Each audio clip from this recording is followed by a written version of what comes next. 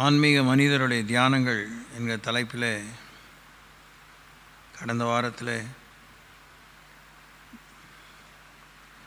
மோசையின் மூலமாய் தேவன் இஸ்ரேல் ஜனங்களுக்கு நினைவு கொண்டு வந்த விஷயத்தை உபாகம புத்தகம் 8ஆம் அதிகாரம் 5ஆம் வசனத்தில் வாசித்து தியானித்தோம்.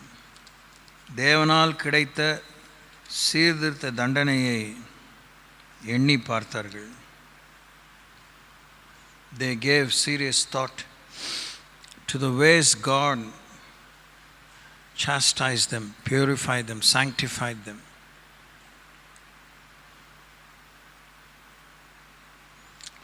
உயிருள்ள திருப்பலியாய் உடலை படைக்கிறேன்னு பாடினோம். பாடும்போது எனக்கு ஒரு வேத பகுதி ஞாபகத்துக்கு வந்துச்சு.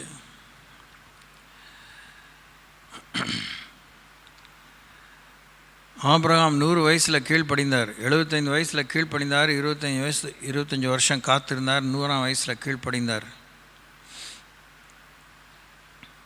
ஆபிரகாம் தன்னளவுக்கு கீழ்ப்படிந்தார். அதுக்கப்புறம் 15 இயர்ஸ், ஏறக்குறைய 15 வயதாகும் பொழுது மகனை பலியாக ஒப்பு கொடுக்க ஆபிரகாம் கீழ்ப்படிந்தார், விட்டு கொடுத்திருந்தார். கீழ்ப்படிதல்ங்கிறது எனக்கு புரியலங்கிறதுனா விட்டு கொடுத்திருந்தார், ஒத்துழைத்தார், நடைப்பயணம் செய்தார். மனைவியினிடத்தில் சொல்லவில்லை, மகனை தொழுது கொள்ளப் போகிறோம், சென்று வருவோம் என்று ஒரு வார்த்தை நம்பிக்கையோடு சொல்லி போனார். அது வழக்கமாக நம்ம எல்லோரும் சொல்கிறோம். போயிட்டு திரும்பி வந்தால் தான் போச்சு, ஆனால் போயிட்டு வரோம். அதனால் எப்பயுமே போயிட்டு திரும்பி வருவோம்னு சொல்ல முடியாது. அதுபோல் தான் இது ஒரு சம்பவம். இது ரொம்ப தீர்மானிக்கப்பட்ட சம்பவம். இதில் என்ன சீர்திருத்தம், இதில் என்ன தண்டனை, இதில் என்ன ஆண்டவருடைய திருத்தும் பணி. ஆபிரகாம் இலவகாத்த கிளி போல் இருந்து கடைசியில் தவம் இருந்து பெற்ற ஒரு பிள்ளைய பலியாக கேட்குறாரு. தன்னை கேட்டிருந்தா கூட கொடுத்துருப்பாரு, பிள்ளையை கேட்குறாரு, பிள்ளையை கொடுக்க போனாங்க. அதை விட ஆபிரகாம் உடைய போராட்டம், அவருடைய ஒத்துழைப்பு, விட்டு கொடுத்தல், அது ஒரு பங்கு சரியாக இருந்தாலும் சாராளை யோசிச்சு பாருங்கள். வாக்குத்தத்தம் தான். 100 வயசில் குழந்தைய பெற்றுக்குவீங்களா? இப்போ என்னப்போ இத்தனை வருஷம் ஆச்சு, எவ்வளோ திட்டிகிட்டு போகிறா, எவ்வளோ பேசிட்டு போகிறா, குழந்தை இல்லாமே பழகியாச்சு, இப்போ என்ன ஒரு குழந்தை வந்து என்ன ஆக போகுது அப்படின்னு யோசிக்க கண்டிப்பாக வாய்ப்புண்டு. சிரித்தாலும் கூட சிரித்து மழுப்பிட்டு ஏதாவது லூசு பிள்ளைகளை, ஏதாவது பொம்பளை போய் பாருங்கள், என்ன போய் தொந்தரவு பண்ணிகிட்ருக்கீங்க, போயிட்டு வாங்க ஆண்டவரே, தேங்க்யூ, பரவாயில்ல, நான் ஒன்றும் குறையா சொல்ல, பிள்ளை இல்லை, நான் தான் ஒரு பெஸ்ட் ஐடியா வச்சுருந்தேன். என்னுடைய ஒன் ஆஃப் தி உதவிக்காரிய நான் அவருக்கு வந்து மறுமனையாட்டியாக தந்தேன்ல, அது போகாதா அப்படின்னு பதில் சொல்லியிருக்கலாம். She could have replied, God உயிருள்ள திருப்பலியாய். பாட்டை பாடிட்டு நம்ம போயில எல்லா விஷயத்திலும் அதான் அந்த பாயிண்ட், அதான் தியானம். அவங்க என்ன உட்காந்து ஒரு மூலையில் உட்காந்து சோத்தனம் சொன்னாங்களா? சோத்தனம் நினைக்கிச்சா என்ன தெரியல. I don't know what they were chanting. Well, அவங்க தியானம் how to respond to God, how to receive God's message. கர்த்தர் தங்களுக்கு என்ன சொல்லுவார், என்ன சொல்கிறாரு, என்ன சொன்னார், அவருக்கு நம்ம எப்படி பதில் சொல்லுவோம், எப்படி பதிலாக இருப்போம், இதுதான் அவங்களுடைய நினைவில் இருந்திருக்கும். அதோடு கூட வீட்டு வேலையை பார்த்தாங்க, வயல் வேலையை பார்த்தாங்க, மந்தை வேலையை பார்த்தாங்க.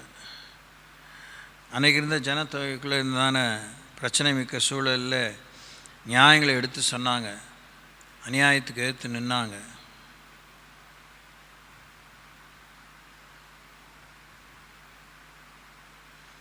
திரும்பி அந்த பகுதி வாசித்து நம்ம அடுத்த குறிப்புக்கு செல்வோம். அது இன்னும் சூப்பர்.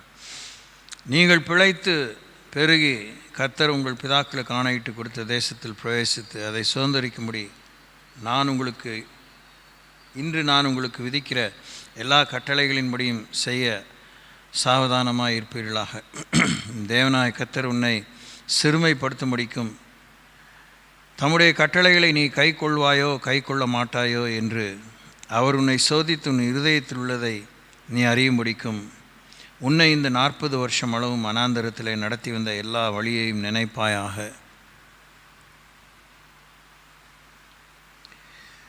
எனக்கு இன்றைக்குமே இதை நான் ரிவைஸ் பண்ணும்போது நாம் எவ்வளோ விஷயத்தை நினைக்கிறோம். இன்றைக்கி இப்போ ஆல்மோஸ்ட் 6:30 6:45 காலையிலேருந்து 6 மணி வரைக்கும் 40 நிமிஷம் கூட குறைச்சிருவோம். 6 மணி வரைக்கும் நடந்தது எத்தனை விஷயத்தை நினைவு கூறுறீங்க.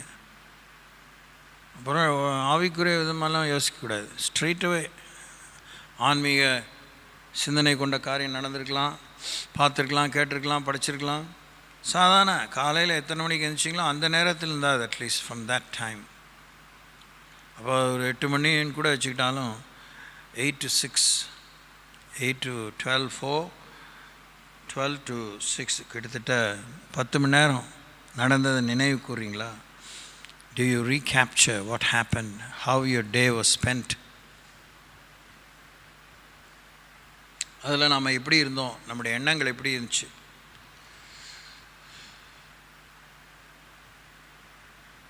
நம்முடைய இருதயத்தில் உள்ளது நமக்கே தெரிஞ்சிச்சா? எந்திரிச்ச நேரம் இருந்த புத்தி இப்போ 6 மணி வரைக்கும் ஸ்டெடியாக இருந்துச்சா? Something to note. அவர் உன்னை சிறுமைப்படுத்தி உன்னை பசியினால் வருத்தி மனுஷன் அப்பத்தினால் மாத்திரமல்ல கர்த்தருடைய வாயிலிருந்து புறப்படுகிற ஒவ்வொரு வார்த்தையினாலும் பிழைப்பான் என்பதை உனக்கு உணர்த்தும்படிக்கு நீ உன் பிதாக்களும் அறியாதிருந்த மன்னாவினால் உன்னை போஷித்தார்.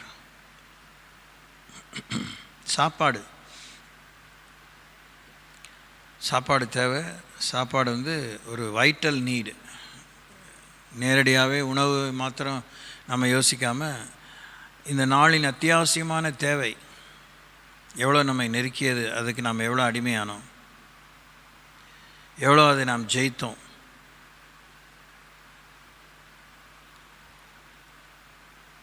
கடவுளுடைய வார்த்தையினாலே நாம் இன்றைக்கி பிழைக்கணுங்கிற ஒரு நெருக்கடி, ஒரு சவால் வந்தபோது மறைமுகமாக பகிரங்கமாக லோ ஸ்கேல் ஹை ஸ்கேல் சிறிய விதத்தில் பெரிய விதத்தில் பாதித்த போது நம்முடைய நினைவு வாழ்வழிக்கு வார்த்தைக்கு திரும்பியதா, அவருடைய அடிச்சுவடுகளுக்கு திரும்பியதா? இதெல்லாம் நம்ம செய்கிறோமா?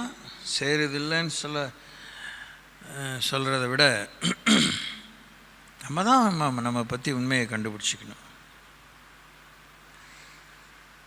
இந்த 40 வருஷமும் உன் மேல் இருந்த வஸ்திரம் பழமையாய் போகவும் இல்லை, உன் கால் வீங்கவும் இல்லை. அதை கடவுள் தான் நோட் பண்ணி சொல்கிறார். அதுதான் நான் இன்றைக்கி கண்டுபிடிச்சது. அவங்க ஐயோ நேத்திக்கு போட்ட ஷர்ட், ஐயோ போன வருஷம் வாங்கினது, they were not conscious about that. கடவுள் பார்த்து சொல்கிறார், ஏய் உன் சட்டை பாரு, நேத்திக்கு வாங்கின சட்டை மாதிரி புதுசாக இருக்குது பாரு, காலை பாரு, 40 years கடந்து வந்துட்டு. அதுவும் வனாந்தரம். எப்படி அந்த வனாந்தரத்தை நான் சொன்னேன்ல, இஸ்ரேல் போயிட்டு பார்த்திங்கன்னா அம்மா வெரி டஃப் டெரைன். என்ன தான் பெரிய தாம்தும்னு அவங்களுக்கு பாதரட்சைலாம் இருந்தாலும் அந்த எல்லையில் நடந்தால் கண்டிப்பாக அது தேயும், கால் வீங்கிடும், வாய்ப்பே இல்லை. ஏர் கண்டிஷன் பஸ்ஸில் போகும்போதே கீழே இறங்கும்போதே கால் புஷ்ஷுன்னு இருக்குது. அதை நம்ம போட்டு போகிற அந்த ஷூஸ்லாம் போட்டு அப்படி தான் நமக்கு சுகம், அவ்வளோதான்.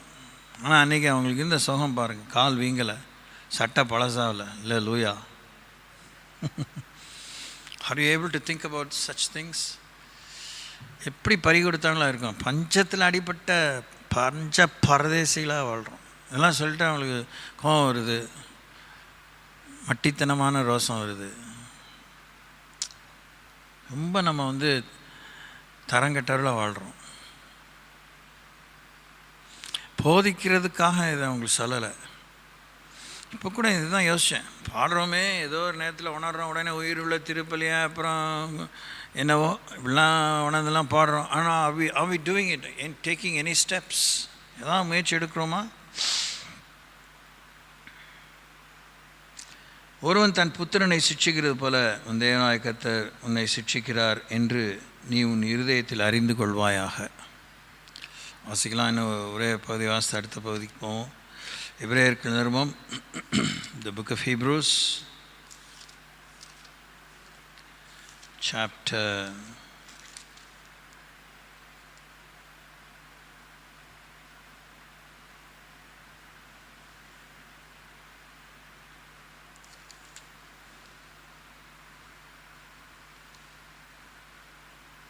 12ஆம் அதிகாரம் 4ஆம் வசனத்தில் வாசிப்போம். Hebrews 12:4. பாவத்திற்கு விரோதமாய் போராடுகிறதில் இரத்தம் சிந்தப்படத்தக்கதாக நீங்கள் இன்னும் எதிர்த்து நிற்கவில்லையே. அது ஒரு கவனத்துக்கு கொண்டு வராரு.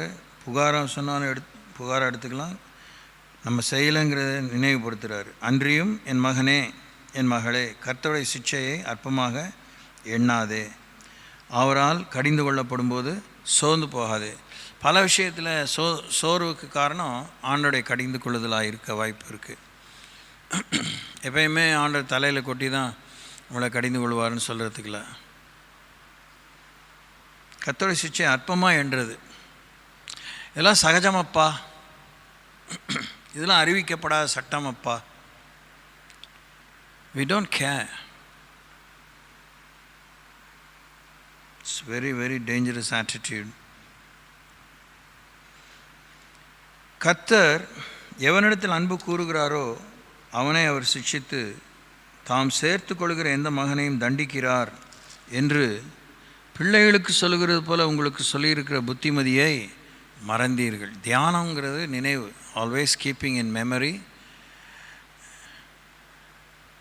Holding them up in our memory. Memory loss ஏற்படவே கூடாது. கடவுளுடைய விஷயங்களை பற்றி, கடவுளுடைய போதனைகளை பற்றி, அறிவுரையை பற்றி, வழிமுறைகள், ஏகுமுறைகளை பற்றி, செய்முறைகளை பற்றி, அவருடைய எதிர்பார்ப்புகளை பற்றி, தீர்மானங்களை பற்றி, விவரங்களை பற்றி மறதி இருக்கவே கூடாது. இருக்கக்கூடாது. இருக்குதுங்கிறது அதை ஜெயிக்க தான் வேணும். அதுக்கு எதாவது மாற்றுப்பாதையை காணணும், ஞாபகத்தை பலப்படுத்திக்கணும். அப்படி மறந்து போகிறதுனால தான் சிக்ஷைகள், கண்டிப்புகள். 40 வருஷம் ஒரே இடத்தை சுற்ற விட்டார். கொஞ்ச நாளைக்குள்ளே கானானுக்குள்ளே போக வேண்டிய அவங்க 40 years ஒரே வனாந்திர ஏரியா சுற்றி வந்து 800 கிலோமீட்டர் அந்த அந்த அந்த மாதிரி வேகமான ஒரு ஏர் கண்டிஷன் பஸ்ஸில் போகும்போது இட் டுக் 8 hours யார் ஸ்ட்ரெயிட்.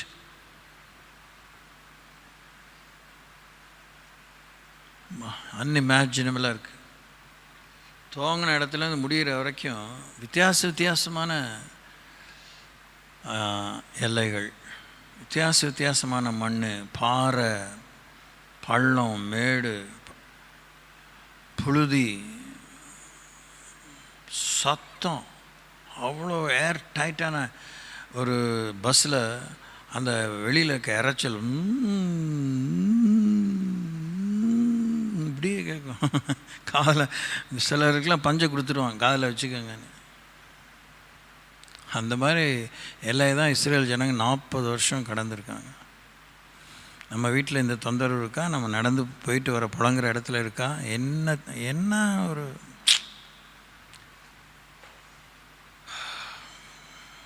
எப்படியெல்லாம் நம்ம கணக்கு கொடுக்கணும், என்னெல்லாம் கொடுக்க போகிறோம், திகைப்பாக இருக்குது. ஆண்டவர் செஞ்சு முடிச்சிட்டாருன்னு சொன்னால் கூட there are aspects we need to present and clean account about. Oh God. அந்த அப்படி அவர் உங்களை எவனிடத்தில் அன்பு கூறுகிறார் அவனை சிட்சித்து தாம் சேர்த்து கொள்கிற எந்த மகனையும் தகப்பன் சிட்சிக்கிறது போல எந்த மகனையும் தண்டிக்கிறார் என்று பிள்ளைகளுக்கு சொல்லுகிறது போல உங்களுக்கு சொன்ன புத்திமதியை மறந்தீர்கள். அவரால் நீங்கள் சேர்த்து கொள்ளப்படுகிறவர்களா அதை நிச்சயப்படுத்திக்கோங்க. சேர்த்து கொள்ளப்பட விரும்புகிறதுங்கிறது ஒரு பக்கம், தட்ஸ் டிஃப்ரெண்ட் ஸ்டோரி.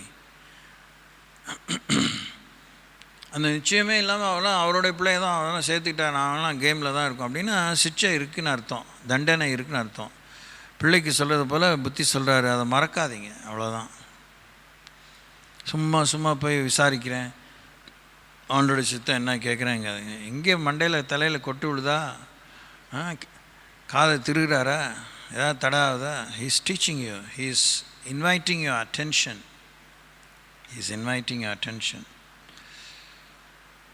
பொறுமையை காமிக்கணும், பண்பை காமிக்கணும், பணிவை காமிக்கணும், தாழ்மையை காமிக்கணும், விட்டு கொடுக்கணும், தியாகம் பண்ணணும், முறுமுறுக்கக்கூடாது. இப்போ சமீபத்தில் கற்றுக்கிட்டது 3 days தான், லெஸ் தேன் 3 daysக்குள்ளே உசுரை எடுக்குது.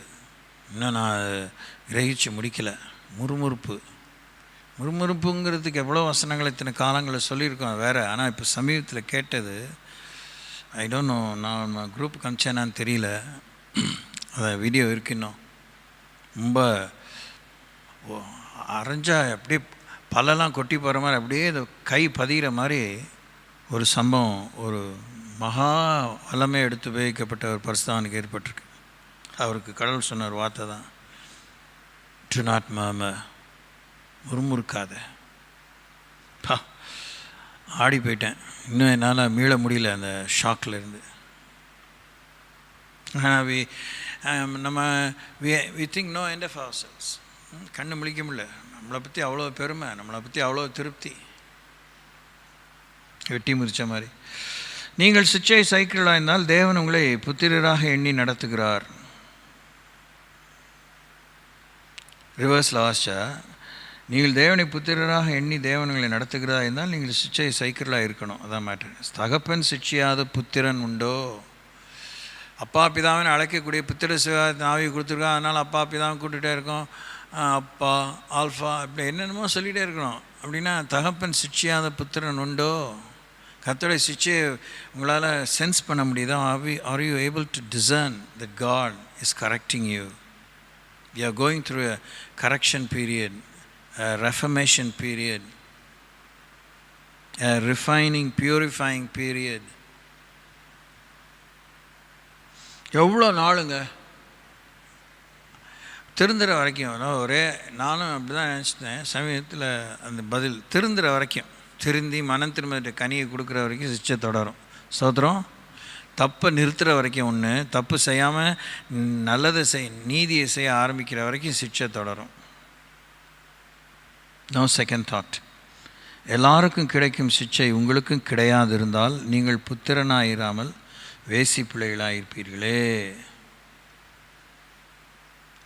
அன்றியும் நம்முடைய சரீரத்தின் தகப்பன்மார்கள் நம்மை சிட்சிக்கும்போது அவர்களுக்கு நாம் அஞ்சி நடந்திருக்க, நாம் பிழைக்கத்தக்கதாக. அப்போ சரீரத்தின்படி நமக்கு தகப்பன்மார் நம்ம சிட்சிக்கும்போது நாம் பயந்து நடந்தோன்னு கடவுளே சொல்கிறாரு. அதுவும் இல்லாமல் அது அப்படி அவங்க பண்ணியிருந்தா கூட நம்ம செத்து போகிறவங்க தான். நம்ம சாகாமல் பிழைத்திருக்கக்கூடிய அளவுக்கு நம்முடைய தகப்பன்மார்கள் நம்மை சிட்சிப்பதில்லை, அவர்களுடைய சிட்சை நம்மை பிழைக்க வைக்கிறதில்லை. ஆனால் நாம் பிழைக்கத்தக்கதாக ஆவிகளின் பிதாவுக்கு வெகு அதிகமாய் அடங்கி நடக்க வேண்டும் அல்லவா? இதெல்லாம் யாருக்காவது சொல்லுங்கள், ஏன் அவங்களுக்கெல்லாம் சொல்லக்கூடாதா அப்படின்னு எல்லாருக்குள்ளேயும் என்ன இருக்குங்க? வெளியில் சொல்லிக்க தான் முடியல ஒழிய ஊழியர்களை பற்றி அப்படி தான் யோசிக்கிறேன். இவங்களாம் சொல்ல வந்துட்டாங்க, இவங்களாம் நல்லா தானே இருக்காங்க, இவங்களை யார் கண்டிக்கிறது, இவங்க செய்கிற தப்பை யார் கேட்குறது? ஐயோ, ரொம்ப பெரிய ஒரு தீராத ஆவல். விசுவாசிகளுக்கு எப்படிப்பட்ட ஆவல், ஊழியர்களுக்கு வேறு மாதிரி ஆவல், கடவுளுக்கு வேறு மாதிரி ஆவல், பிசாசுக்கு வேறு மாதிரி ஆவல். அதுக்கு தான் ஒரே ஆவலாக இருக்குன்னு என்னை பற்றி அதில் தான் சுகம், அதில் தான் ஜீவன், அதுதான் முடிவிலா வாழ்வுன்னு ஆண்டவர் நமக்கு வரிஞ்சி கட்டிட்டு முன்னாடி முந்தி ஆண்டவர் நம்ம சுத்தம் பண்ணுறாரு. we don't like it.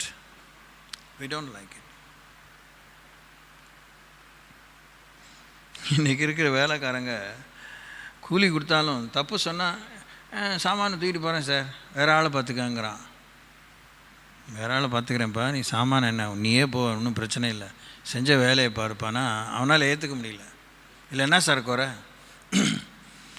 குறை தெரியாமல் அவனுக்கு கண்ணு தெரியுதா? எனக்காவது கண்ணு ஆப்ரேஷன் ஆகிருக்கு சமீபத்தில், எனக்கு தெரியுது. என்னை விடுப்பா, உன் கண்ணுக்கு நீ செஞ்ச காரியம் தப்பாக தெரியலையா? மேடு மள்ளமாக இல்லையா? அது என்ன பட்டி வச்சுருக்க? எப்படி எமல்ஷன் அடிச்சிருக்கப்பா, அப்படியே சிந்தி சிந்தி எல்லா பக்கம் அடுத்த கலர் மேலே சிந்தி. இது ரைட்டுங்கிறியா? இது உங்கள் வீட்டை எப்படி அடிப்பேன்னா? அடிக்க மாட்டேன் சார். அந்த புத்தி இருக்குது. என் வீட்டை ஏன் படிக்கிறேன்? அதை நான் உனக்கு கூலி கொடுத்து உனக்கு ஒரு வாழ்வாதாரத்துக்கு கொடுக்குறேன், அதையே நீ கரெக்டாக செய்யலை அப்படின்னா is not able to accept his fault. வீட்டுக்கு போகிறேங்க நான் சொன்னேன் மேஸ்திரிகிட்ட. அவன் வீட்டுக்கு போகிறேங்க, சீக்கிரம் அனுப்பிவிடுங்க சார். வேணாம் சார். அவன் என்னையா நீ தானே என் கூப்பிட்டு வந்தேன், நான் எப்படி அனுப்புறது? நீயே சொல்லி அனுப்பு. கதை கேட்காதீங்க. கர்த்தர் பின்பற்ற விஷயத்தில் நம்ம எப்படி இருக்குது, நம்ம மனசு, நம்ம வாழ்க்கை எப்படி இருக்குது? Are we acknowledging our faults? நம்முடைய குறைகளை ஒத்துக்கொள்கிறோமா? தன் பிழைகளை உணர்கிறவன் யார்? மறைவான குற்றங்களுக்கு என்னை நீங்களாக்கி காரும், துணிகரமான பாவங்களை என்னை ஆண்டுகொள்ள ஒட்டாதரும், அப்பொழுது நான் பெரும் பாதகத்துக்கு நீங்களாக இருப்பேன் அப்படின்னு சங்கீதக்காரன் சொல்கிறாரு. இது ஒரு பெரிய கொரோனா நோயோட பயங்கர உயிர்கொல்லி நோய் சபைகளிலே. ஒத்துக்கிறது மாத்திரம் இல்லை, அது முதல் வெற்றி. ஆனால் ஒத்துக்கொண்டதை திரும்பி தவற செய்யாமல் இருக்கணும், அந்த தவறை விட்டுடணும், நியாயப்படுத்தக்கூடாது. You should not explain what has happen.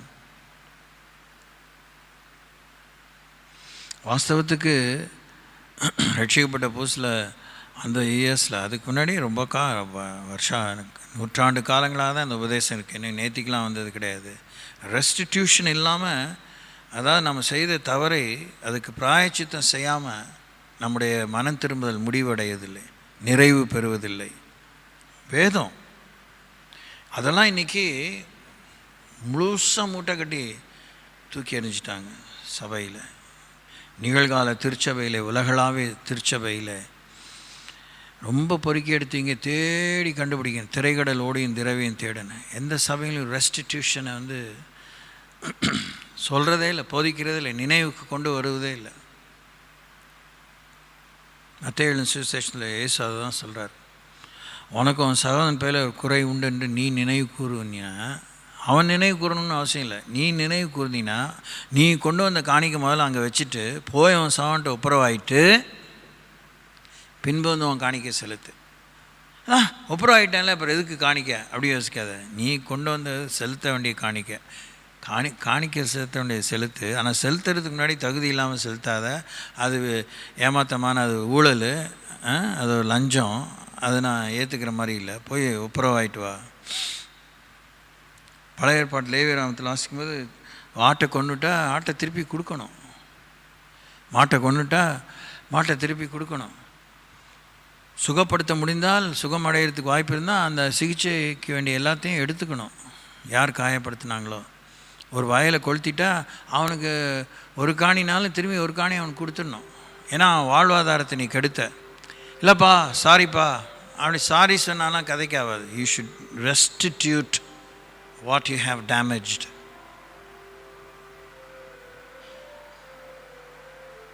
இவங்களுக்கெல்லாம் சபை இருந்துச்சா, சினகாங் ஜபக்கூடங்கள் இருந்துச்சா தெரியல, இருந்திருக்க வாய்ப்பு இல்லை. ஆனால் சும்மா மரத்தடியில் கூடியிருப்பாங்க, அவங்க வீட்டிலேயே கூடியிருப்பாங்க, தேவனோடு உட்காந்து பேசியிருப்பாங்க, தங்களை உயிர்த்துணர்ந்திருப்பாங்க.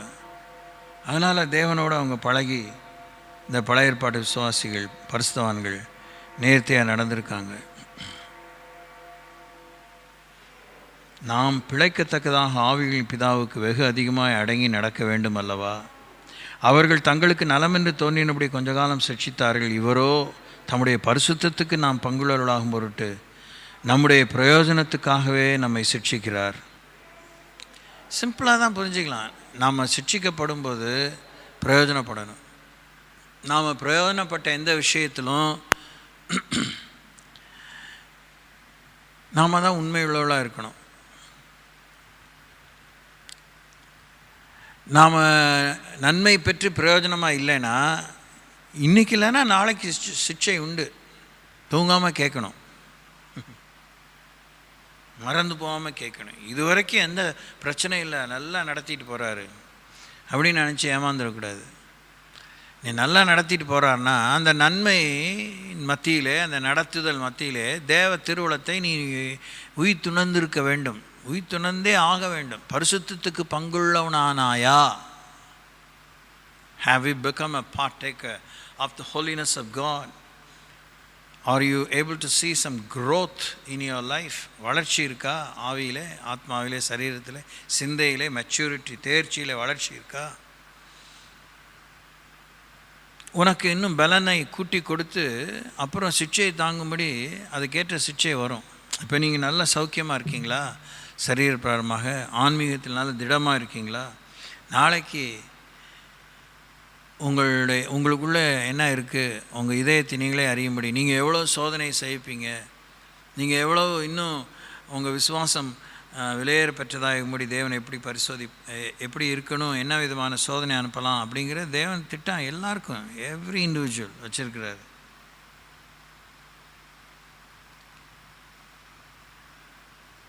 நல்லதை சொல்லுங்கள், தைரியமான சொல்லுங்கள், முன்போக்காக சொல்லுங்கள். வேதத்தை விட முற்போக்காக ஒன்றும் இல்லை, வேதத்தை விட தைரியம் கொடுக்கறது ஒன்றும் இல்லை. வேதத்தில் இருக்கிறதான் உங்களுக்கு சொல்கிறேன்.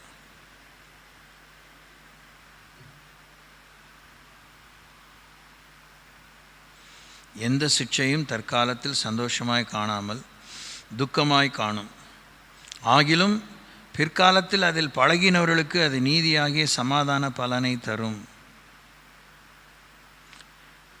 அப்படியே புரிஞ்சுட்டே வாங்க. நீதியாகிய சமாதான பலன் நிறைந்தவளாக இருப்பதற்கு தான் தேவன் நம்மை சீர்திருத்துகிறார். அல்லேலூயா. நீதியாகிய சமாதான பலன் பிற்காலத்தில் சொல்லியிருக்க, எல்லாம் பிற்காலம்னு சொல்லுங்கள். இப்போ நம்மலாம் எப்படி இன்றைக்கி நம்ம நிகழ்கால அனுகூல ஆண்டு அப்படின்னு கடவுள் கொடுத்த வார்த்தையை தான் போட்டிருக்கோம். அது அந்த 2 Corinthians 6:20 வச்சு தான் போட்டிருக்கோம், 6:2 வச்சு தான் போட்டிருக்கிறோம். That is true also. ஆனாலுமே சில இல்லை முன்குறித்த நமக்குன்னு ஆண்டவர் வேறு பிரித்த ஆசீர்வாதங்கள் பிற்காலத்தில் அந்த நன்மை வரும்.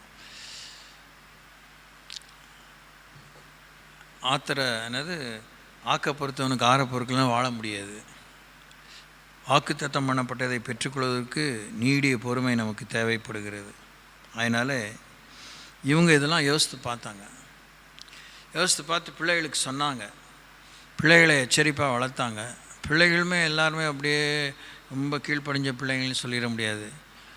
ஈசாக்கை பற்றி பெருசாக கம்ப்ளைண்ட் இல்லை, ஆனால் ஈசாக்கு ரெண்டே தான் பெற்றார். அது ரெண்டுமே சிக்கலான ஏட்டிக்கு போட்டியானது. அதில் யாக்கோபு 12 பெற்றார், 12 ஒரு தினசு தான். So they had lots and lots to learn and to unlearn and to teach their children. அவங்க கற்றுக்க வேண்டிய அநேக விஷயங்கள் இருந்தது, தாங்கள் பிள்ளைகளுக்கு சொல்லிக் கொடுக்க வேண்டியதாக இருந்தது. தாங்கள் தவறாக கற்றுக்கொண்டதை, தாங்கள் கவனம் இல்லாமல் கற்றுக்கொண்டதை அவர்கள் விட்டுவிட வேண்டியதாக இருந்தது, அதை அவர்கள் துறக்க வேண்டியதாக இருந்தது.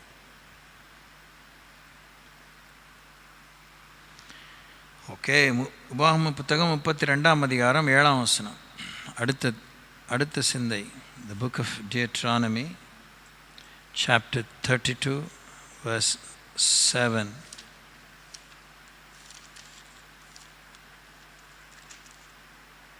பூர்வ நாட்களை நினை, தலைமுறை தலைமுறையாக சென்ற வருஷங்களை கவனித்து பார். உன் தகப்பனை கேள், அவன் உனக்கு அறிவிப்பான். உன் மூப்பர்களை கேள், அவர்கள் உனக்கு சொல்லுவார்கள். அப்படியே நிதர்சனமாக இந்த வசனத்தை அப்படியே நேர்மறையாக ஒரு 4-5 தடவை வாசிட்டு, இது இன்றைக்கெலாம் நம்ம வீட்டில் தான் இருக்கா இந்த பழக்கம். இந்த மாதிரி சபை கூடி ஒரு இடத்துல விட்டுருங்க, பொது இடத்துல விட்டுருங்க. ஆன்மீக ஜப கூடாரங்களிலே கூடி வரும் காரியங்களை விட்டுருங்க. உங்கள் வீட்டில் நடக்குதா? இது அப்போ தான் சொன்னேன், அவங்களுக்கெலாம் அன்றைக்கெலாம் அஃபிஷியலாக ஒரு ஜபக்கூடம்னு ஒன்று இல்லை, ஆராதனை கூடம்னு ஒன்று இல்லை. கர்த்தர் மாத்திரம்தான் கூடாரங்களில் வாசம் பண்ணினார். அவங்க சொல்கிறார், பூர்வ நாட்களை நினை. நேற்றைய விஷயங்களை உங்களால் ஞாபகம் வச்சுக்க முடியல. முந்தின 2 மணி நேரத்துக்கு முன்னாடி நடந்த ஞாபகம் வச்சுக்க முடியல. நாளைக்கு தமிழ்நாடு முழுசும் இல்லை தேசம் முழுசும் பஸ் ஸ்ட்ரைக்குங்கிறாங்க. அதுக்காக ஜாம் பண்ணுங்க. இதெல்லாம் சகஜமாப்பான்னு போயிட்டுருக்கோம். ஒரு இடத்துல நடக்க தான் செய்யுது. எல்லா நாட்டிலையும் எங்கேயாவது ஒரு இடத்துல இயற்கை சீற்றம் இருக்கும், இல்லை வெவ்வேறு விதமான கலவரம் இருக்கும், இந்த மாதிரி வேலை நிறுத்தம் இருக்கும், அழுகை இருக்கும், சந்தோஷம் இருக்கும், கல்யாணம் இருக்கும், சாவு இருக்கும், விபத்து இருக்கும், வளர்ச்சி இருக்கும், நற்செய்தி இருக்கும். பொதுவான நற்செய்தி, ஏதாவது ஒரு அபிவிருத்தி திட்டங்களை அறிவிப்பார்கள். மழை பெய்ய வேண்டிய இடத்துல மழையே பெய்யும், பெய்யாத இடத்துல பெய்யும், பெய்யக்கூடாத இடத்துல பெய்யும். எல்லாமே இட்ஸ் ஆல் கம்ப்ரைசிங். பூர்வ நாட்களை நினை. நீங்கள் அந்த காலத்தில் பேசுகிற அதை சொல்லியே சாக்கு போக்கு சொல்லியே கதை சொல்லாதீங்க. அப்படின்லாம் நானும் பேச ஆரம்பிப்பதே வாயில் எங்கள் வீட்டில் கட்ட போதும் கேட்டு புளிச்சு போச்சு. அந்த கதையை சொல்லாதீங்க. எங்கள் வீட்டில் அதுக்கு பதிலே சொல்ல மாட்டாங்க. எங்கள் வீட்டில் அதெல்லாம் பதிலை வாங்கவே முடியாது. சொன்னதை கேட்குறதா இருந்தால் பதில் சொல்லுவாங்க. வாய்ப்பே இல்லை. உனக்கு தான் தெரியுதே, இதுதான் பெரிய ஞானியாக இருக்கே, why you want ask me அப்படின்ட்டுருவா எங்கள் அப்பா. அதுக்கு மேலே எங்கள் அம்மா, அவர் என்ன சொல்கிறாரோ அதுபடி கேளுன்றவர். இப்படி மாற்றிதுங்க. கடைசி நம்ம தான் அப்புறம் சமரசம் பண்ணி சொல்லுங்கள் கேட்குறேன் அப்படின்னா 2 வார்த்தை வரும். பூர்வ நாட்களை நினை. எதுக்கு கடவுள் நம்ம தொந்தரவு பண்ணிகிட்டு இருக்கோம்? நமக்கு தான் எல்லாமே தெரியுமே, நமக்கு தெரியாதா இருக்கா? அப்படியெல்லாம் ஆண்டன்னு சொல்கிற ஜென்மங்கள் இல்லை. ஆனால் நமக்கு சுற்று போட்டாலும் இன்னும் மனத்தின்பு வரல, சூடு சொரணே இல்லை. இது ஒரு இப்படிலாம் கேட்டு நீங்கள் பழகிட்டீங்க. இதோடலாம் பயங்கரமாக உங்களுக்கு சொல்லியிருக்கிறேன். You have to repent. நீங்கள் தான் எழுமணும். உங்கள் குடும்பத்தில் உங்களை வச்ச சூழலிலே நீங்கள் எழுப்பி தான் ஆகணும். பூர்வ நாட்களை நினை. அது ஒன்று எவ்வளோ சொல்லிகிட்டே இருக்கலாம். உங்கள் பூர்வம் என்ன, உங்கள் பூர்வீகம் என்ன? ஜீசஸ்க்கு வெளியே பிசி ஏடி அப்படிங்கிறோம்ல, பிஃபோர் கிரைஸ்ட், ஆனா domini after Christ, after the year of messiah. நீங்கள் தான் கண்டுபிடிக்கணும். தலைமுறையாக சென்ற வருஷங்களை கவனித்து பார். From the day of your birth, at least from the age of 10, 10 வயசுலேருந்து இன்னைய வரைக்கும் எல்லாம் 20 வயசுக்கு 30 வயசுக்கு மேற்பட்டவங்க. யோசித்து பாருங்கள். 20 years you can give thought to. உன் தகப்பனை கேள். எங்கள் அப்பாக்கிட்ட எனக்கு பேச்சே கிடையாது, அதெல்லாம் இருந்தது உண்டு. நானா அதெல்லாம் கடந்து வந்தாச்சு. ஸ்தோத்திரம். ஒரு காலத்தில் அந்த மாதிரி மட்டித்தனமான ஒரு வீம்பு வயிறாக்கி பேசுகிறதே இல்லை. ஏசனை ரட்சித்திருக்கலன்னா நான்லாம் என்ன ஆயிருப்பேன்? கதை கந்தல் தான். Shame shame shame, terrible shame. தகப்பனை கேள், அவன் உனக்கு அறிவிப்பான். உன் மூப்பர்களை கேள், அவர்கள் உனக்கு சொல்லுவார்கள். நீங்களாம் நல்லா வளர்ந்துருந்தா ரொம்ப சந்தோஷம். அந்த நல்ல விதமாக வளர்க்கப்பட்ட விதத்தில் ஏன் குணப்படலை? ஏன் இன்னும் பிரகாசமாகலை? ஏன் இன்னும் இயேசு சுமக்க முடியல? ஏன் பிரகாசிக்க முடியல? ஏன் தேவ சித்தத்தை செய்ய முடியல? எங்களையும் நல்லா தான் வளர்த்தாங்க. நான் தான் தருதலையாக வளர்ந்தேனே வெளியே. சிக்ஷைகளுக்கு பஞ்சம் இல்லை, பராமரிப்புக்கெலாம் பஞ்சம் கிடையாது. சரி, இப்போ இந்த வசனத்தை புரிஞ்சிக்க 1ஆம் வசனத்திலிருந்து வாசிப்போம். பாமம் 32ஆம் அதிகாரம் 1ஆம் வசனம். வானங்களே செவி கொடுங்கள். வானங்களே, யார் செவி கொடுக்கணும்? நம்ம கரெக்டாக பதில் சொல்லுவோம், நாங்கள் இல்லை பாஸ்டர்.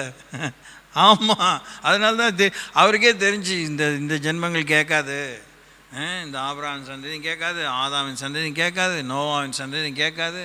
அதனால் கானானுக்கு மேலே இருக்க வானங்களே செவி கொடுங்கள், எருசலேமுக்கு மேலே இருக்கிற வானங்களே செவி கொடுங்கள், நான் பேசுவேன், பூமியே என் வாய்மொழிகளை கேட்பாயாக.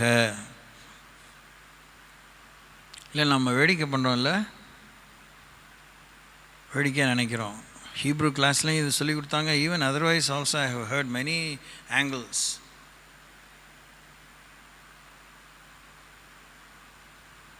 வானத்தையும் பூமியையும் நமக்கு விரோதமாக தேவன் சாட்சியாக அழைப்பார். அதுவைகளே வந்து சொல்லும். There is an appointed day, appointed time, event.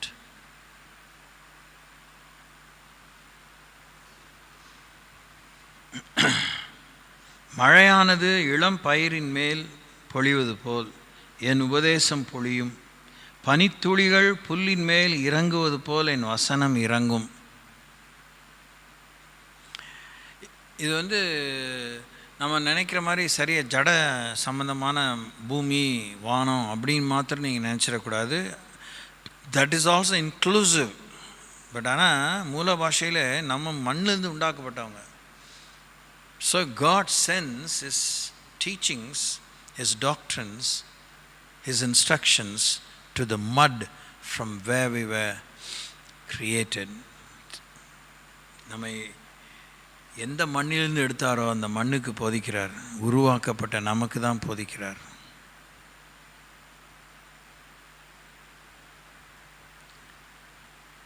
மண்டுங்கிறாங்களே அப்படின்னா அர்த்தம் மண்ணு தான்.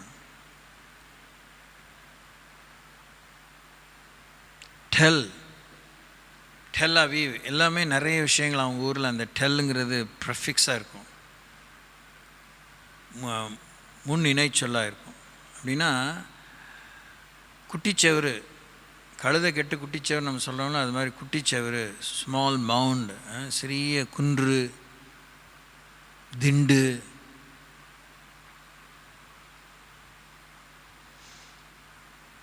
வானங்களே செவி கொடுங்கள், நான் பேசுவேன், பூமியே என் வாய்மொழிகளை கேட்பாயாக.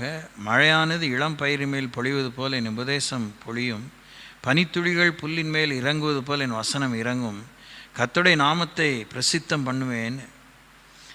நம்முடைய தேவனுக்கு மகத்துவத்தை செலுத்துங்கள். கர்த்தருடைய நாமத்தை பிரசித்தம் பண்ணுவேன், நம்முடைய தேவனுக்கு மகத்துவத்தை செலுத்துங்கள்.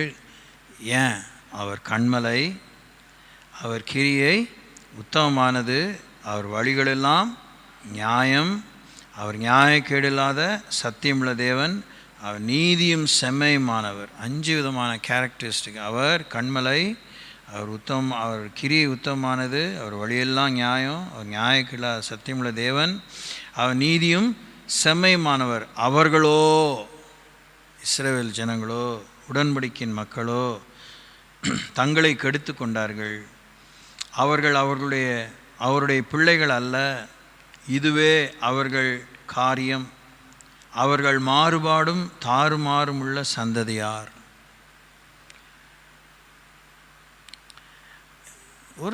ஒரு சில நிமிடங்கள் மாத்திரம் பொது அறிவுக்காக, உயிர்த்துணர்வதற்காக வேதத்தை ரிலிஜியஸ் புக்காக பார்க்காம இப்படி நேராகவே பாருங்கள். கடவுள் தான் சொல்கிறார், இருக்கிற கண்டிஷனை ஸ்கேன் பண்ணி சொல்கிறார். அவங்க எப்படிப்பட்டவங்க? மாறுபாடும் தாறுமாறும் உள்ள சந்ததியார். அவங்க தங்களையே கெடுத்து கொண்டவங்க. அவங்க என்னுடைய பிள்ளைகள் அல்ல, அதுதான் அவங்க காரியம்.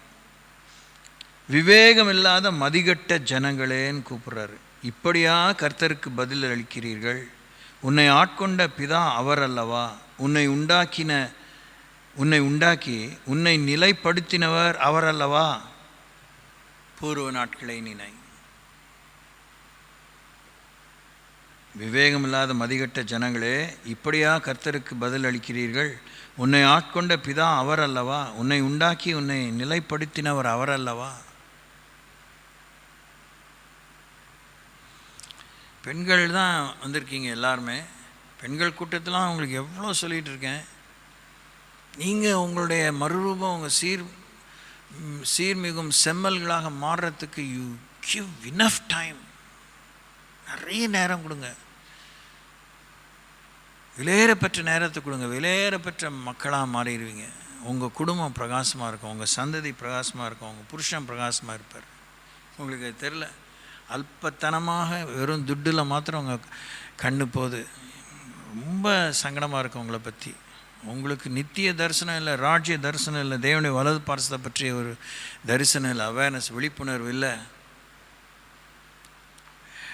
உங்கள் உதட்டில் தான் ஸ்தோத்திர பலிகள், உள்ளமெல்லாம் வேறு மாதிரி. You are in big time trouble. நீங்கள் மனம் திரும்பிடுங்க, பூர்வ நாட்களை நினச்சி பாருங்கள். நம்ம சரித்திரமே வேறங்க. அவர் மாற்றி எழுதிட்டார். எழுதப்பட்டதெல்லாம் நமக்கு தெரிய போகுது. நம்மளை நம்பி நம்மளை பற்றி எவ்வளோ எழுதியிருக்காருன்னு நினைக்கும்போது, எழுதின வரைக்கும் கிறுக்கி போட்டுறாதீங்க, சுத்தம் பண்ணி எடுத்துக்கங்கன்னு தான் எத்தனையோ முறை நான் வாய் விட்டு கேட்டிருக்கேன். எனக்கு உணர்த்தி சில விஷயங்கள் ஆண்டவர் பூர்வ நாட்களில் எனக்கு ஆண்டவர் ஆன்மீகத்தில் காமிக்கும்போது, many times I have verbally ask God, ஐயோ இதுக்கு மேலே நான் என் வாழ்க்கையை கெடுத்துக்க விரும்பலை, இதுக்கு மேலே நான் என்ன சொல்கிறது, ஏமாந்து போக விரும்பலை, இல்லைன்னா இழந்து போக விரும்பலை. என்னை சுத்தம் பண்ணி இந்த அளவுக்கு என்னை நம்பிக்கை வச்சுருக்கீங்க, இந்த அளவுக்கு என்ன இடத்துல ப்ளஸ் பாயிண்ட்டை பார்க்குறீங்க, you better finish my life and get me through.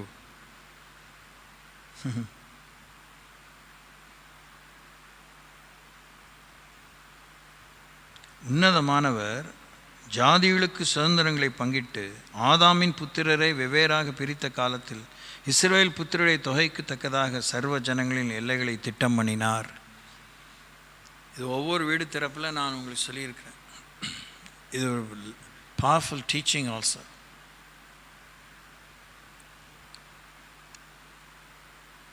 பூர்வ எல்லைக்குறியை மாற்றாதிருப்பாயாக, மாற்றாதேன்னு நீதிமொழியில் வாசிக்கிறோம்.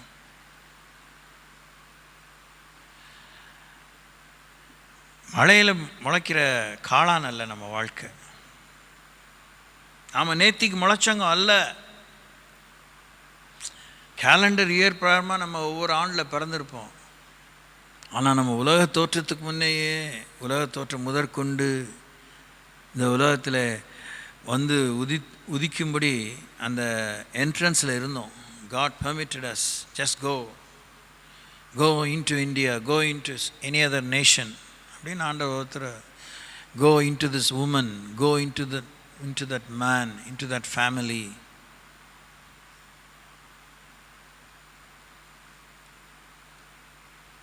கர்த்தருடைய ஜனமே அவருடைய பங்கு, யாக்கோபு அவருடைய சுதந்திர வீதம்.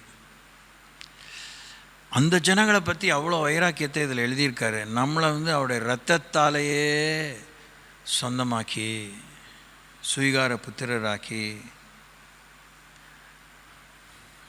கிமு 4ஆம் நூற்றாண்டுன்னு வச்சுக்கலாமே, அந்த அளவுக்கு இங்கே யாருமே கிழவங்க இல்லை.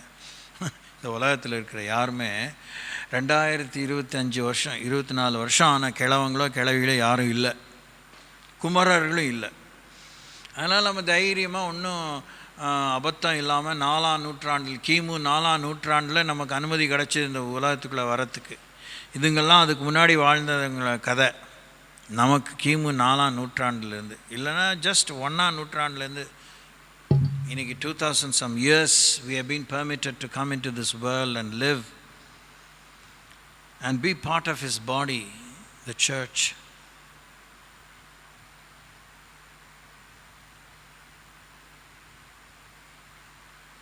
பூர்வ நாட்களை நினை, தலைமுறை தலைமுறையாக சென்ற வருஷங்களை கவனித்து பார். உன் தகப்பனை கேள், அவன் உனக்கு அறிவிப்பான். உன் மூப்பர்களை கேள், அவர்கள் உனக்கு சொல்லுவார்கள். இன்னும் ஒரே ஒரு வசனத்தை காமிக்கிறேன் பாருங்கள் இந்த விஷயத்துக்காக. யோவான் எழுதின சுவிசேஷம் 21ஆம் அதிகாரம், the book of John's Gospel, chapter 21, 25ஆம் வசனம். இயேசு செய்த வேறு அநேக காரியங்களும் உண்டு, அவைகளை ஒவ்வொன்றாக எழுதினால் எழுதப்படும் புஸ்தகங்கள் உலகம் கொள்ளாதென்று எண்ணுகிறேன். ஆமேன் அப்படின்னு யோவான் நற்செய்தி நூலை முடிக்கிறதை பார்க்கிறோம். பூர்வ நாட்களை நினை, தலைமுறை தலைமுறையாக சென்ற வருஷங்களை கவனித்து பார். உன் தகப்பனை கேள், அவன் உனக்கு அறிவிப்பான். உன் மூப்பொருளை கேள், அவர்கள் உனக்கு சொல்லுவார்கள். நம்மால் இப்போ நம்ம வயசுக்கே 20 வயசானாலும், இப்போ இந்த மாதிரி 60 வயசுக்கு மேலே ஆனாலும், நம்ம பிறந்ததுலேருந்து நமக்கு விவரம் வந்ததுலேருந்து நம்ம பேச பழகி காது நல்லா தெளிவாக கேட்க ஆரம்பித்ததுலேருந்து தான் 10 இயர்ஸ் வச்சுக்கோங்க. 10 60 - 10 50 இயர்ஸ் நம்ம லைஃப்பில் நடந்தது எல்லாத்தையும் நம்மளால் அப்படியே கோஜென்ட்டாக கொஹரண்ட்டாக சொல்ல முடியாது, எழுத முடியாது. We can't document. ஏன்னா எவ்ரி 24/7 ஒரு காரியம் நம்ம வாழ்க்கையில் நடந்திருக்கு. வித்தியாசமாகவே நமக்கே உரித்ததாகவே நடந்திருக்கு. அதெல்லாம் நம்ம நினைவு கொண்டு வரதில்லை. மேஜராக நடக்கிறதா நமக்கு ஞாபகம் இருக்கும். மேஜராக நடக்கிறது மேட்ரு தான். ஆனால் கண்ணுக்கு தெரியாமல் இல்லை, நம்முடைய நினைவில் நிற்காமல், நம்ம நினைவில் பதிவு ஆயிருக்கும். கடவுளை துணை இருந்தால் அந்த பதிவை நமக்கு ஆண்டவர் எடுத்து காமிப்பார். அதெல்லாம் நம்ம வாழ்வினுடைய பாதுகாவலுக்கு, நம்முடைய பரிசுத்தத்துக்கு, நம்முடைய ரட்சணத்துக்கு, நம்மை தேவன் நினைப்பதற்கு, விடுவிப்பதற்கு, நாம் செத்து போகாமல் இருப்பதற்கு, பிழைக்கத்தக்கதாகன்னு வாசித்தோம்ல, நாம் பிழைக்கத்தக்கதாக அநேக விஷயங்கள் நமக்கு நடந்திருக்கு. அதனால தான் we are surviving. அதனால தான் நம்ம சொல்கிறோம், நாம் நிர்மூலமாகாமல் இருப்பது அவருடைய கிருபையே, நம்முடைய இரக்கங்களுக்கு முடிவில்லை. அவங்க இதெல்லாம் நினச்சிருக்காங்க, பூர்வ நாட்களை நினச்சிருக்காங்க. அந்த காலகட்டத்துக்குள்ளே, இப்போ உபாகம் எழுதுனதுக்குள்ளே 1500 இயர்ஸ், மேபி 1700, 800, 2000 ஆயிருக்க வாய்ப்பில்லை. அதுக்குள்ளே தான் ஆதாம் காலத்திலேருந்து அண்ணாவோட எங்கே ஆற்றுக்கு அந்தாண்ட அப்படிங்கிற மாதிரி அண்மையான அவங்க மூதாதையர்கள். அதுவும் அவங்கள இந்த குறிப்பாக அந்த நோவாவுக்கு பின்னே எல்லாம் பிள்ளைகளை சொல்லிகிட்டே இருங்கன்னு சொல்கிறாரு. அதுக்கப்புறம் குறிப்பாக மலையில் மோசைக்கு ஆண்டவர் சொன்ன பிற்பாடு எல்லாத்தையும் நினைவுபடுத்திட்டே இருங்க. ஆபிரகாமிலேருந்து சொல்லிகிட்டு இருக்கா, நினைவுபடுத்திட்டு இருங்க. என்னெல்லாம் நடந்துச்சு அவங்களுக்கு தெரியும். அதெல்லாம் ஆண்டவர் கோர்வையாக கோத்து தான் சீனாய் மலையில் பிரமாணங்களோடு கூட மற்ற அவங்களோட சரித்திர சம்பவங்களெல்லாம் நினைவுபடுத்தி மோசைக்கு 5 புத்தகங்களை எழுத அபிஷேகத்தை தருகிறார். பிசுறு இல்லாமல் எல்லாத்தையும் அவர் எழுதிட்டாரே. ஹல்லேலூயா. அந்த மாதிரி நம்ம டைரி மெயின்டைன் பண்ண முடியுமா? ரொம்ப கஷ்டம். ஆனால் மெயின்டைன் பண்ண பரிசுத்தவான் நிறைய பேர் இருக்காங்க. அதனால தான் நமக்கு சபை சரித்திரமே தெரிய வருது, மிஷினரி சரித்திரம்லாம் தெரிய வருது. அந்த அளவுக்கு அவ்வளோ எல்லா உபாதைகள் மத்தியில் படுக்கைக்கு போகிறதுக்கு முன்னே அவங்க டைரி மெயின்டைன் பண்ணியிருக்காங்க, எழுதி வச்சுட்டு தான் படுத்திருக்காங்க.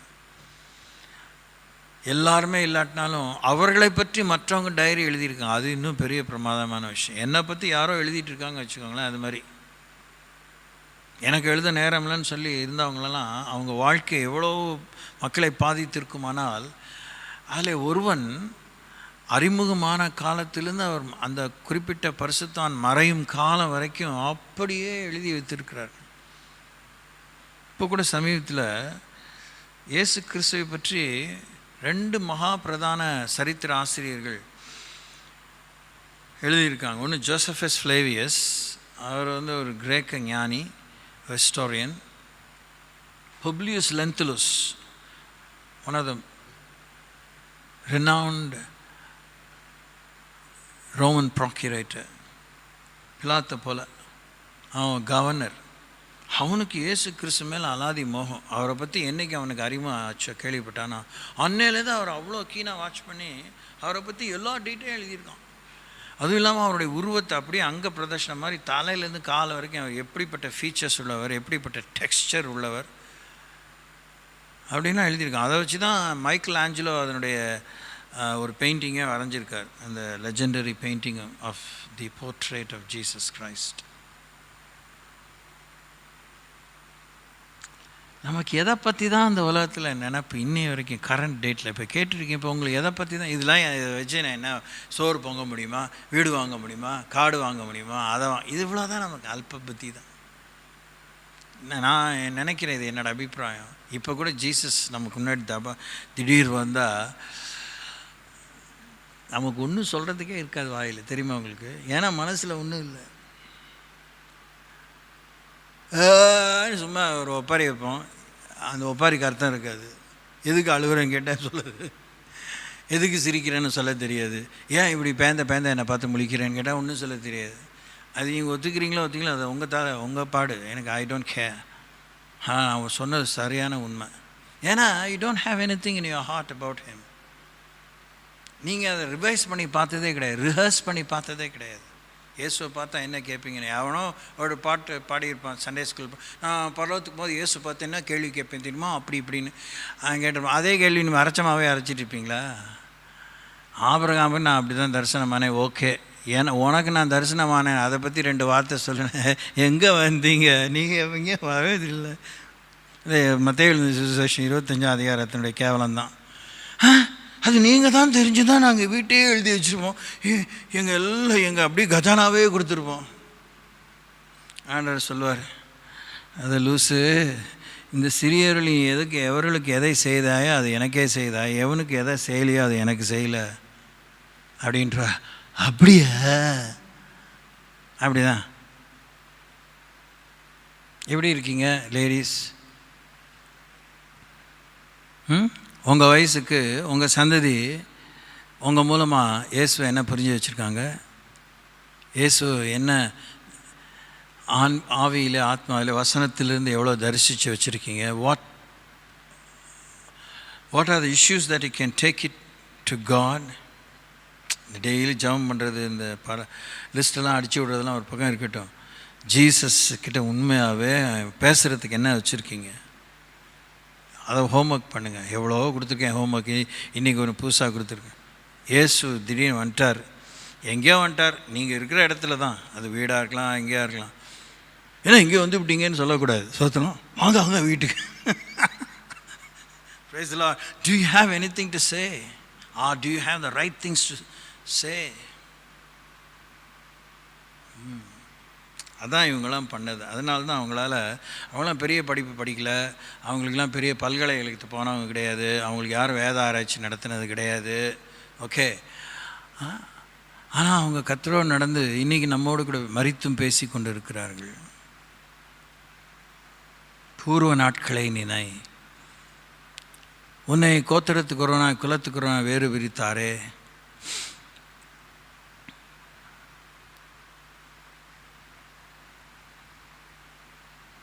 That's really wonderful. ஊர் என்கிற கல்தே பட்டணத்திலிருந்து ஆபிரகாமை பிரித்தெடுத்தார். கூட வந்த அண்ணன் தம்பிங்கெல்லாம் ஒன்றும் சரி, எல்லாமே விக்கிரக ஆராதனையில் இருந்தாங்க, அப்படி இப்படி இருந்தாங்க. ஆனால் இவரை வேறு பிரித்தார். So Abraham had something to say. அந்த ப்ரீஃப் இயர்ஸ்குள்ளே ஆபிரகாம் கடவுளை புரிஞ்சிருக்கார். எப்படி புரிஞ்சிருந்தாருன்னா, அவங்க வந்து பகல் வேளையில் கர்த்தருடைய தூதனானவரும் 2 தூதர்களோடு வரும்போது, மனுஷ சாயில் வரும்போது கர்த்தர் வருகிறான்னு அவன் கண்டுக்கிட்டான்.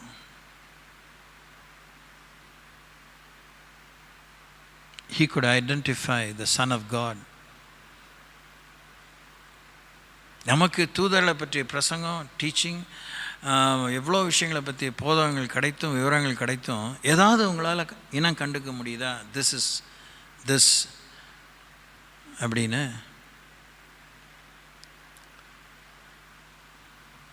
இன்னும் நிறைய சொல்லலாம். ஓகே, கண்ணை மூடி கொஞ்சம் நேரம் அமைதியாக யோசிங்க, புத்தியை மேய விடாமல், வீட்டுக்கு போகணுங்கிற எண்ணம் இல்லாமல், கூட்ட முடிய போகுதுங்கிற புத்தி இல்லாமல், பூர்வ நாட்களை நினை, தலைமுறை சென்ற வருஷங்களை கவனித்துப்பார். உன் தகப்பனை கேள், அவன் உனக்கு அறிவிப்பான். உன் மூப்பர்களை கேள், அவர்கள் உனக்கு சொல்லுவார்கள். இப்போ நான் மூப்பர்களும் தாப்பனுக்கிட்ட விஷயம் இருக்கணும், சங்கதி இருக்கணும் சொல்கிறதுக்கு. அவங்களாம் அந்த மாதிரி அம்மா அப்பா எனக்கு அமையலை, உங்களை தான் ஆண்டவர் இப்போ அம்மா அப்பா எழுப்புறாரு, நீங்கள் உங்கள் சந்ததிக்கு சொல்கிறதா இருக்கணும்.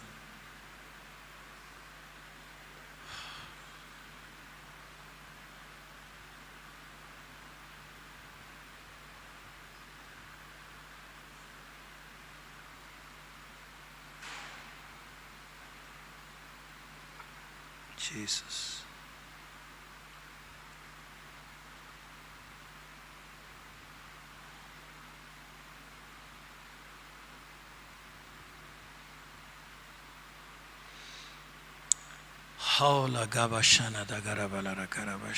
அவள் அடிமை தான், இல்லை அவள் வந்து ஒரு வீட்டில் ஒரு ஹவுஸ் மேய்டு தான். ஆனால் ஆகார் வந்து அப்படி ஒரு வார்த்தையை சொல்லிட்டால பாருங்க, என்னை காண்கிறவரை நான் காண்கிறேன், லகாய் ரோய் எல்ரோயி என்று தேவனுக்கு ஒரு புனைப்பேர் உண்டாகக்கூடிய அளவுக்கு ஒருத்தி. அந்த வார்த்தை வரணுமே வாயில், அந்த சிந்தையில் இருந்தால் தானே வரும். அப்புறம் ஆபிரகாம் வீட்டில் இருக்கும்போது அந்த மாதிரி சில விஷயங்களை கேட்டிருப்பாள்ல, கடவுளை பற்றி கேட்டிருப்பாள்ல. ஸ்தோத்திரிங்க ஸ்தோத்திரிங்க.